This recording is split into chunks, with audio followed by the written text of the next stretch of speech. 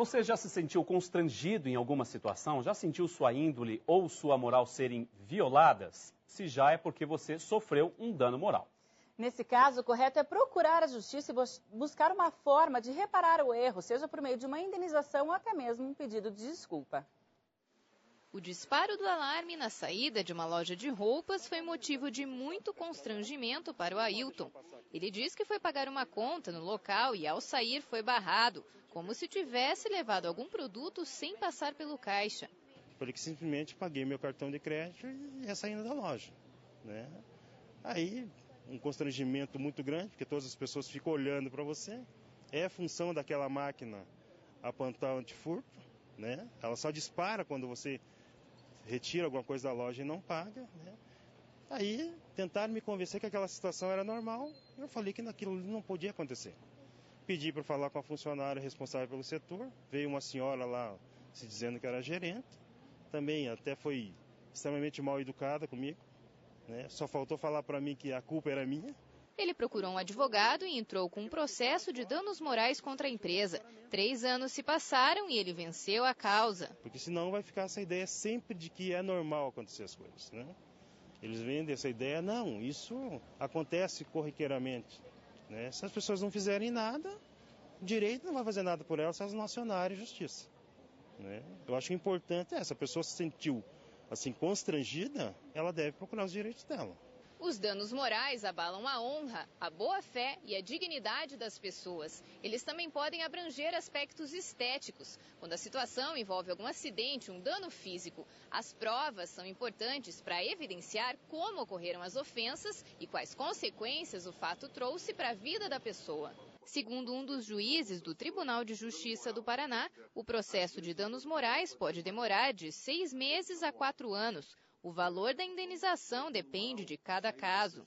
O juiz, ao aplicar uma sanção, ou seja, uma indenização para a pessoa que praticou esse dano moral, ele normalmente ele analisa dois aspectos. Um, a indenização à pessoa, um ressarcimento pelo aquele dano causado, e um caráter punitivo, para evitar que essa pessoa retorne a praticar esse ato.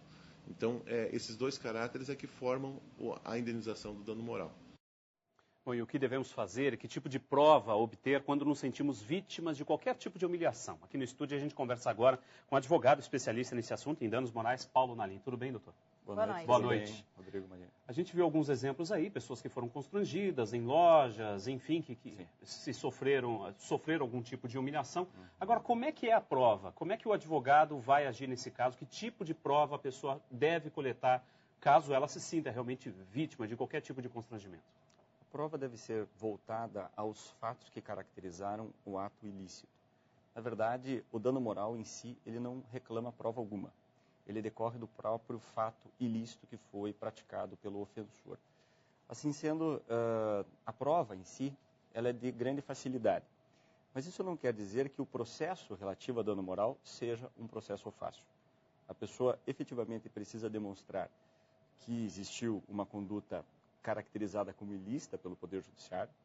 É necessário provar, em alguns casos, que existiu culpa daquele que comete a ofensa e, em particular, uma relação entre todos esses componentes e aquilo que ele diz ser o seu dano moral. Quais são os casos mais comuns de pessoas que entram na justiça por danos morais? Nós temos casos, vários exemplos hoje no Poder Judiciário.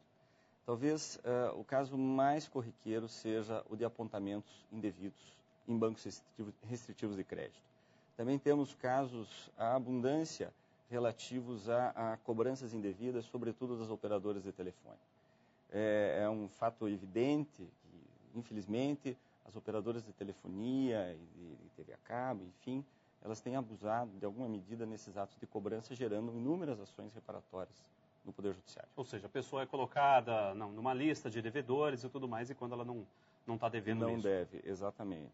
As cobranças abusivas, elas são muito intensas nos atuais dias. Agora, a internet expandiu essa questão de danos morais hoje em dia? O Poder Judiciário está lidando já com isso? Porque hoje em dia, cada pessoa que tem a sua imagem vinculada e julga que essa imagem está sendo veiculada incorretamente pela internet, entra com processo de danos morais. Como é que o judiciário, enfim, como é que vocês, especialistas nesse assunto, estão lidando com isso? A internet é um novo instrumento de comunicação, como todos sabemos. Nesta medida, há uma certa dificuldade do Poder Judiciário em entender esta nova ferramenta. Ainda que nós a utilizemos todos os dias, enfim, que faça parte da nossa vida, nem sempre o Judiciário dá uma resposta adequada a esta nova tecnologia. Contudo, o mais importante é efetivamente medir a extensão da exposição, aquilo que possa efetivamente ser reputado como ofensa à honra ou à dignidade daquele que foi exposto pela internet ou por qualquer outro tipo de mídia. E o direito a processar, a buscar o Poder Judiciário é o mesmo daquele que é exposto pela internet como aquele que é exposto, como, por exemplo, um jornal escrito. É o mesmo direito. Agora, alguns profissionais do direito falam que existe uma certa indústria do dano moral, ou seja, pessoas que se aproveitam de certas situações para ganhar indenizações, enfim. O senhor acredita que realmente existe, as pessoas estão um pouco mais intolerantes em relação a isso, ou realmente elas estão mais informadas e buscando o seu direito? O meu ponto de vista é que elas estão mais informadas. Eu não acredito na ideia da indústria do dano moral. No meu ponto de vista, a partir de 1988, com a vigência da atual Constituição da República, as pessoas identificaram naquele texto constitucional um novo dispositivo de lei que salvaguarda direitos existenciais que antes não eram percebidos pela população. Porque os danos morais, eles retratam exatamente isso, a busca e a tutela pelos direitos existenciais, que, no meu ponto de vista, são muito mais importantes que os direitos de natureza material. Agora nós vimos aí um juiz de direito apontando o caminho que o processo leva. Agora, depende também do valor que a pessoa está querendo como indenização para ela procurar determinado tipo de judiciário, o Tribunal de Pequenas Causas ou o Tribunal de Justiça Comum. Depende da indenização a que ela está procurando, Almeja, né? Exatamente. Almeja. Depende da quantificação e daquilo que é pleiteado pela parte. O Tribunal de Pequenas Causas, ou o Juizado Especial, melhor dizendo, ele é um tribunal que limita a um teto até relativamente alto, em torno de R$10 mil, aproximadamente, um pouco mais, os pleitos de danos morais. Agora, quem almejar valor maior deve buscar a justiça comum, não o juizado especial. Ótimo. Tá certo. Muito obrigada pela participação. Obrigado, boa noite. À disposição. Boa noite. E você vai ver depois do intervalo como é feita a compostagem, que consiste em transformar resíduos orgânicos em adubo. E o exemplo de um grupo musical que dedica a ajudar os idosos. Não saia daí, a gente volta já já.